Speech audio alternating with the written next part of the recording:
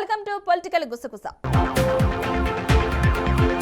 TDP అభ్యర్థుల ప్రకటనలో జాప్యం పార్టీ శ్రేణుల్లో గందరగోళం రేపుతోంది.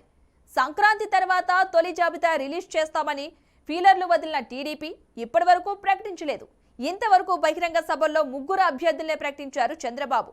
దాంతో అది కూడా అరకులో మాజీ మంత్రిని కాదని కొత్త అభ్యర్థిని ప్రకటించారు. దాంతో మిగిలిన నియోజకవర్గం ఆశావాహుల్లో టెన్షన్ పెరుగుతోంది.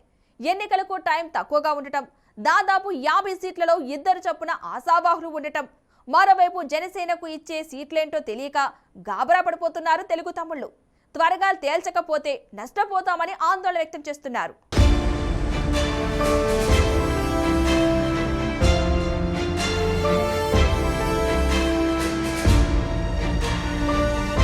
మార్పులు చేర్పులు అంటూ హడావిడి చేస్తున్న వైసీపీ ఇన్స్టాల్మెంట్లుగా ఇన్ఛార్జీలను ప్రకటిస్తుంది.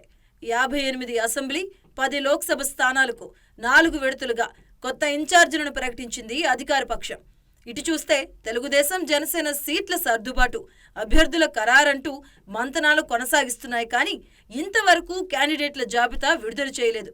రా కదిలిరా అంటూ రాష్ట్ర వ్యాప్తంగా బహిరంగ సభల్లో పాల్గొంటున్న టీడీపీ అధినేత చంద్రబాబు మాత్రం జనసేనతో ప్రమేయం లేకుండా ఆయా వేదికల మీద నుంచి 3 చోట్ల అభ్యర్థులను ప్రకటించారు.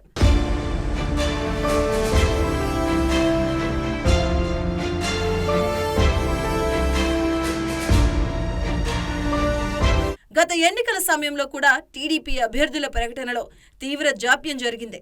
పార్టీ ఓటమికి అది కూడా ఒక కారణమన్న అభిప్రాయం తెలుగు తమ్ముల్లో ఉంది. అయితే ఈసారి అలాంటి పొరపాటు జరగదని, కనీసం ఎన్నికలకు 8 నెలల ముందుగానే క్యాండిడేట్ను డిక్లేర్ చేస్తామని చంద్రబాబు అప్పుడెప్పుడో చెప్పారు. అయితే ఇప్పుడు ఎన్నికల గడువు దగ్గర పడుతున్నా పొత్తుల లెక్కలు వేసుకుంటూనే ఉన్నారు. జనసేనతో పొత్తులు కుదరడంతో సీట్ల సర్దుబాటు తతంగమే ఇంకా పూర్తయినట్లు కనిపించడం లేదు. దాంతో అభ్యర్థులను ఎప్పుడు ప్రకటిస్తారు అనేది పార్టీ శ్రేణులకు అంతుపడ్డం లేదు.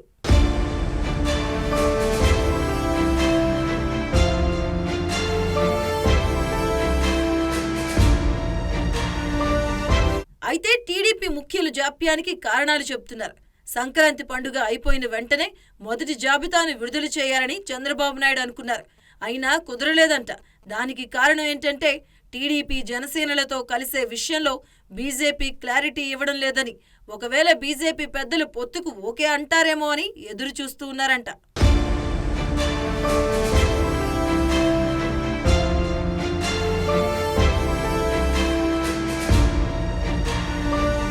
టీడీపీ జనసేనలు పోటీ చేయాల్సిన సీట్లు ఫైనల్ చేసుకుని జాబితాను రిలీజ్ చేశాక బీజేపీకి సీట్లు కేటాయించాల్సి వస్తే 2 పార్టీలు కొన్ని సీట్లు వదులుకోవాల్సి ఉంటుంది.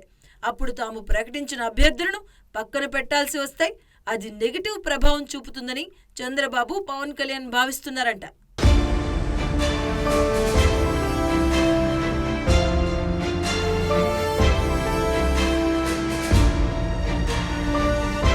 అదీకాక జనసేనకు ఎన్ని సెగ్మెంట్లు కేటాయించాలి, ఏ నియోజకవర్గాల్లో ఆ పార్టీకి అప్పచెప్పాలి అన్న దానిపై చంద్రబాబు తేల్చుకోలేకపోతున్నారు అన్న టాక్ టీడీపీ కేంద్ర కార్యాలయంలోని తెలుగు తమ్ముల్లో వినిపిస్తుంది.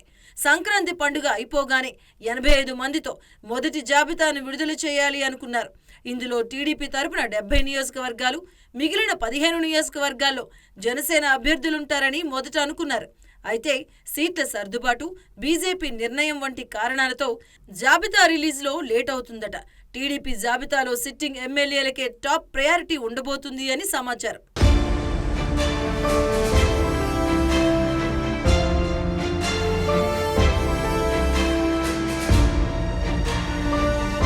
అలాగే చాలా చోట్ల టీడీపీ అభ్యర్థులు ఎంపిక పూర్తి చేశారంట. కానీ అధికారికంగా ప్రకటన కాలేదు. దాంతో టికెట్ వస్తుందన్న నమ్మకం ఉన్నవారు తమ సెగ్మెంట్లలో ప్రచారం పనిలో పడ్డారు. మొత్తం మీద ప్రతి ఎన్నికల సమయంలో జరుగుతున్నట్లే ఈసారి అభ్యర్థుల ప్రకటన ఆలస్యం అవుతూ ఉండడంతో టీడీపీ నేతల్లో అసహనం పెరిగిపోతుందట.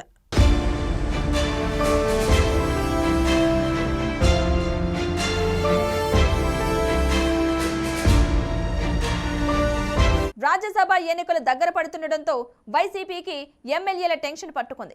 రాజ్యసభ ఎన్నికలపై అసమ్మతి ఎఫెక్ట్ పడి పార్టీ నిర్ణయించిన అభ్యర్థులు గెలవరేమో అన్న అనుమానంతో సేఫ్ జోన్లో ఉంటానని నానా పాటలు పడుతోంది.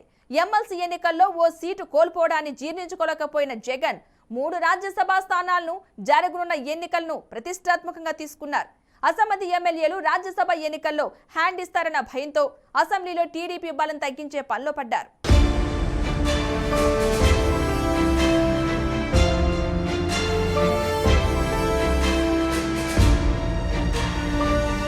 ఏపీలో అసెంబ్లీ ఎన్నికల కంటే ముందే జరగనున్న రాజ్యసభ ఎన్నికలు వైసీపీకి కీలకంగా మారాయి. ప్రతిపక్షం తెలుగుదేశానికి అవకాశం లేకుండా చేసేందుకు వైఎస్ జగన్ వ్యూహం మొదలుపెట్టేశారు. ఎమ్మెల్సీ ఎన్నికల్లో ఒక స్థానం టీడీపీ వశమవ్వటాన్ని జీర్ణించుకోలేకపోతున్న సీఎం జగన్ రాజ్యసభ ఎన్నికల్లో టీడీపీకి ఆ ఛాన్స్ దక్కకుండా చేయడానికి చక్రం తిప్పుతున్నారు. స్పీకర్ ద్వారా ప్రతిపక్షానికి జలకిస్తున్నారు. ఏపీ అసెంబ్లీ స్పీకర్ హఠాత్తుగా ప్రతిపక్షానికి చెక్ పెట్టే నిర్ణయం తీసుకున్నారు.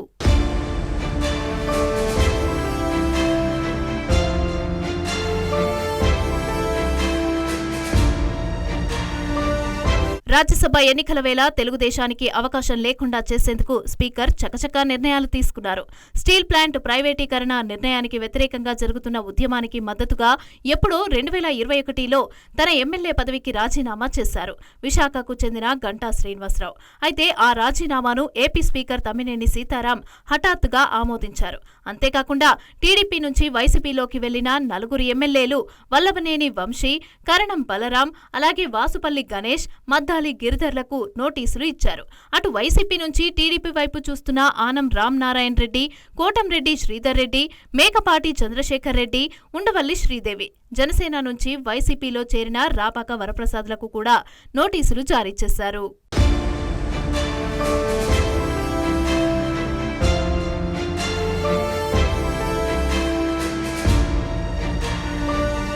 ఎమ్మెల్సీ ఎన్నికల్లో పార్టీకి దెబ్బేసిన తన పార్టీ 4 ఎమ్మెల్యేలను కూడా సస్పెండ్ చేసిన వైసీపీ వారిపైన చర్యలకు స్పీకర్కు ఫిర్యాదు చేసింది.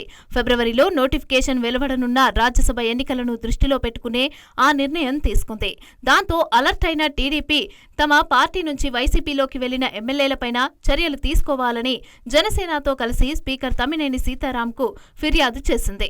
ఈ ఫిర్యాదును ఇప్పుడు పరిగణలోకి తీసుకున్న స్పీకర్ తమ్మినేని సీతారాం మొత్తం 9 మంది ఎమ్మెల్యేలకు నోటీసులను జారీ చేశారు. వారం రోజుల్లోగా సంతృప్తికర సమాధానం ఇవ్వాలని కోరారు. లేకపోతే అనర్హత వేటు తప్పదని హెచ్చరించారు. అందులో కొందరు నెల రోజుల సమయం అడిగినా స్పీకర్ మాత్రం వారం రోజులే వ్యవధి ఇచ్చారు.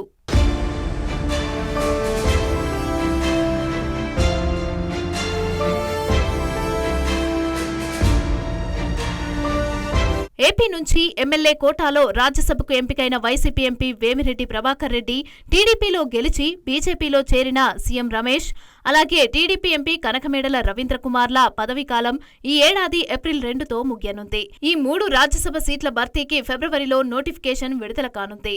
దీంతో ఈ 3 సీట్లను చేజిక్కించుకునేందుకు వ్యూహాత్మకంగా వ్యవహరిస్తోంది అధికార వైసీపీ.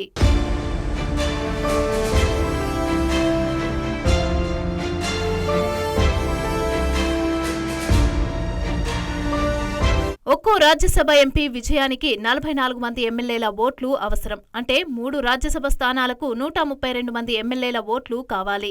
గత ఎన్నికల్లో 151 స్థానాల్లో వైసీపీ గెలిచినప్పటికీ ప్రస్తుతం ఆ పార్టీకి 4 ఎమ్మెల్యేలు దూరమయ్యారు. వైసీపీ నుంచి గెలుపొందిన 4 టీడీపీకి సన్నిహితంగా ఉంటూ ఉండడంతో వైసీపీకి అనుకూలంగా ఓట్లు పడే అవకాశం లేదు. దీంతో వైసీపీ ఎమ్మెల్యేల సంఖ్య 147కు తగ్గింది.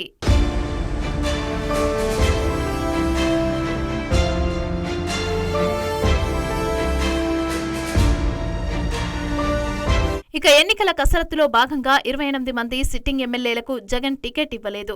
ఇప్పటికీ 4 జాబితాల్లో 58 అసెంబ్లీ స్థానాల ఇన్ఛార్జీలనే వైసీపీ ప్రకటించింది.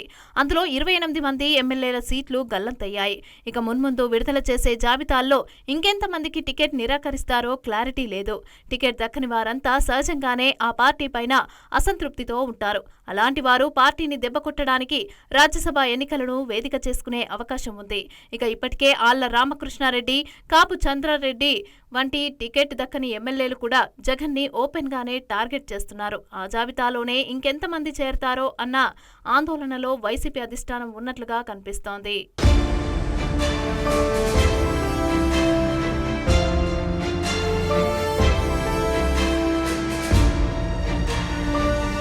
ఒకవేళ తన మార్పుల చేర్పుల లెక్కలతో పార్టీ బలం తారుమారుతుందేమోనన్న భయంతోనే జగన్ స్పీకర్తో గంటా రాజీనామాను ఆమోదింపచేయటంతో పాటుగా అనర్హత వేటు ఎపిసోడ్కు తెరలేపారని అంటున్నారు. ఇక వైసీపీలో అసమ్మతి టీడీపీకి ఫేవర్గా మారే పరిస్థితి ఉండటం, ఎమ్మెల్సీ ఎన్నికల తరహాలోనే రాజ్యసభ ఎన్నికల్లో కూడా చంద్రబాబు మరోసారి చక్రం తిప్పుతారన్న ఆందోళనతోనే ఈ తతంగమంతా కానిస్తున్నారని అంటున్నారు. 3 రాజ్యసభ స్థానాలకు 132 మంది ఎమ్మెల్యేల ఓట్లు తప్పనిసరి కావడంతో ఆ బలాన్ని కాపాడుకుంటూ టీడీపీకి ఛాన్స్ లేకుండా చేయటమే ఈ జగన్ టార్గెట్ గా కనిపిస్తోంది. మరి చూడాల్సిందే వైసీపీ బాస్ ప్లాన్లు ఎంతవరకు వర్కౌట్ అవుతాయి అని.